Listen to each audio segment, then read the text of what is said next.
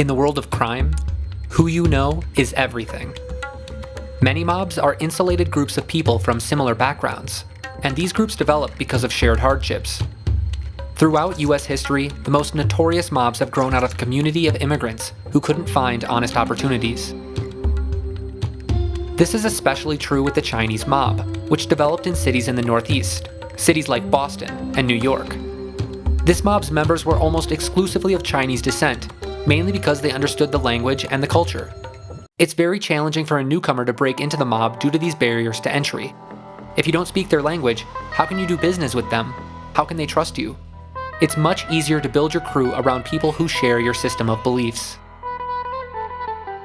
However, there is one white man that was able to break down these barriers and climb his way to the top of the Chinese mob. His name is John Willis, also known as the White Devil. His story is fascinating because he defied the status quo in this organization, and despite his lack of Chinese cultural upbringing, was able to earn the trust of his peers and the bosses. But to understand how John Willis accomplished this, we need to learn about his past. Willis came from a broken home. His father was an abusive drunk who had done dealings with the Irish mob in Boston. When Willis was 3, his father left his mother and him and headed back to North Carolina, and he would never return. John vowed to never be like his dad. His mother always did her best to take care of John, but when he was only 14, she had to have her legs amputated due to diabetes. Suddenly, the roles were reversed. John had to take care of her, and she didn't last long after that, dying suddenly from a blockage to her heart. At the tender age of 14, John was all alone. He had to become a man. The next 2 years were incredibly rough for him, as he did everything he could to take care of himself, despite not having enough money to keep the heat on in the winter. He found an outlet for his anger in weightlifting. He started taking steroids, and within 2 years, John had become huge. At 16, he was able to use his size to convince a local bar to let him be a bouncer. And this is where the story gets interesting. On Sundays, the bar would fill to the brim with Asian gangsters, and John was immediately impressed by them. One night, John witnessed a Korean man mace a Chinese man, and as the bouncer, he sprung into action. He punched the attacker and rushed the Chinese man to the bathroom to flush the mace out of his eyes.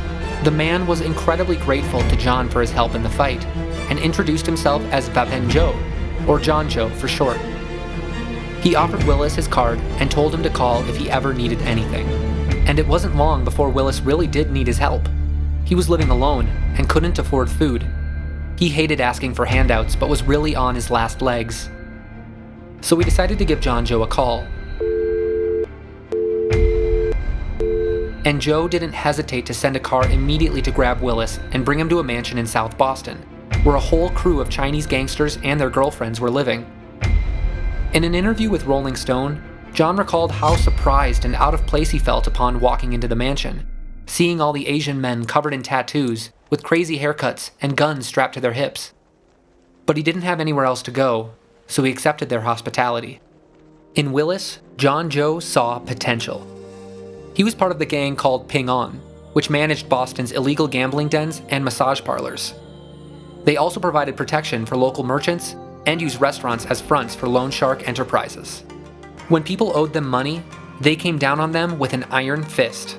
And that was exactly the potential John Joe saw in Willis. Willis's size would be an invaluable asset to the gang, and seeing as he was an orphan, he could easily be molded into the culture and be taught loyalty to the gang. John Joe took Willis under his wing. They took him to get custom-fitted suits, gave him a pager and cell phone, and taught him how to style his hair to fit in with the other guys. For John, an impressionable teenager, this transformation seemed magical. Overnight, his image completely changed. He had a crew of people who treated him like a brother. He had a warm house to sleep in, and food always available to him. It was a dream come true. To help him learn the ropes of the gang, John Joe had him sent to New York City, where he had a bunch of connections.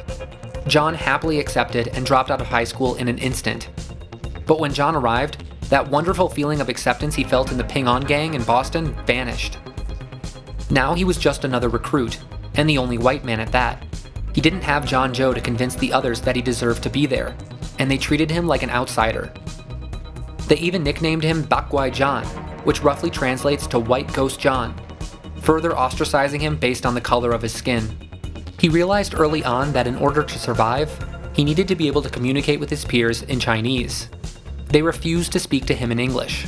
John created flashcards to help him learn the language, and immersed himself in their culture and media. It wasn't long before he could start to make out what the actors were saying in the Chinese gangster films his companions frequently watched. As he became more and more immersed, he also started to learn about Chinese culture, especially how they interacted with their elders and each other. In Chinese culture, respect will get you far. Being disrespectful will make others think you are hot-headed and foolish. Willis and his crew of other recruits were tasked with robbing rival gambling dens for two of the city's most notorious Chinese crime lords. His first robbery went horribly, almost resulting in him getting shot the minute he entered the joint. After that, he was considerably more careful and more ruthless.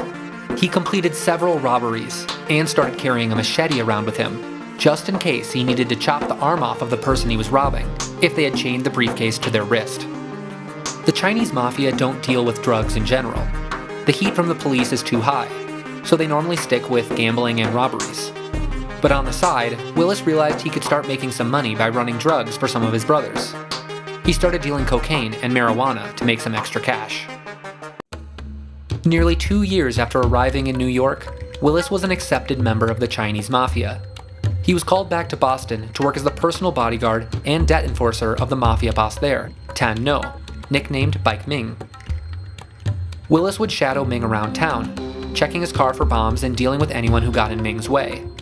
While he was doing this, Willis paid close attention to the way that Ming ran the mafia. Ming and Willis grew quite close, and Ming gave him the nickname Dragon Boy. Willis wasn't impervious to the heat that came from the feds.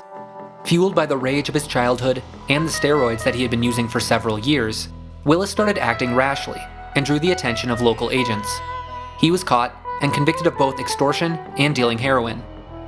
But did that make John stop and reconsider his life choices? Definitely not. In prison, you network. Willis scored a connection while in prison. A guy down in Florida who knew how to get his hands on a large amount of OxyContin, which is essentially legal heroin, if prescribed. South Florida had loose regulations, which allowed entrepreneurial gangsters to set up shop there. The area was nicknamed Oxy Alley. After years of doing work for others, Willis thought this was finally his opportunity to make something for himself, to build his own empire. The rap was simple. Using his connection in Florida, Willis could buy tabs of OxyContin for $9 a piece. He would purchase multivitamin containers from a local drugstore, replace all the vitamins with the Oxy, and then seal the containers back up again. Then he'd simply transport the Oxy by plane or car back up to Boston, where they would be able to sell the tabs for $15 a piece, a cool $6 profit per unit. He recruited a few boys from Boston to help with this, but mainly kept his life in the Chinese mafia separate from the effort because he knew they wouldn't approve. Willis started raking in the dough, and his lifestyle grew lavish. He purchased mansions in Florida, a Porsche, Hummer, and Bentley, and even a nightclub. He was high on his success. But this story has happened time and again.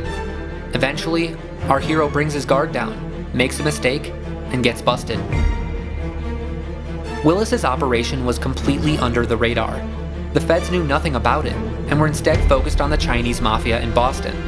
When they were staking out one of Willis's Chinese brothers, Willis just so happened to pay him a visit and emerged from his house with a large bag of marijuana. In the world of crime, you can never be too careful. Willis made a crucial mistake here. If you're involved in drug trafficking, you have to limit the amount of connections that you interact with. Willis was added to the Fed's registry, and they started building a case against him. It took several months, but eventually one of Willis's couriers was intercepted by the FBI as he was conducting a delivery, and they knew they had enough to convict. They stormed Willis's home and arrested him, and he was convicted to serve 20 years in prison for conspiracy to distribute OxyContin and money laundering. Today, Willis is only 6 years into his 20-year sentence, but it doesn't look like prison is going to change him much. I want to leave you with a quote from him that he gave to an interviewer while behind bars. "Can you go in the jungle and take the stripes off a tiger? You can't do that." In the world of organized crime, only the hard survive.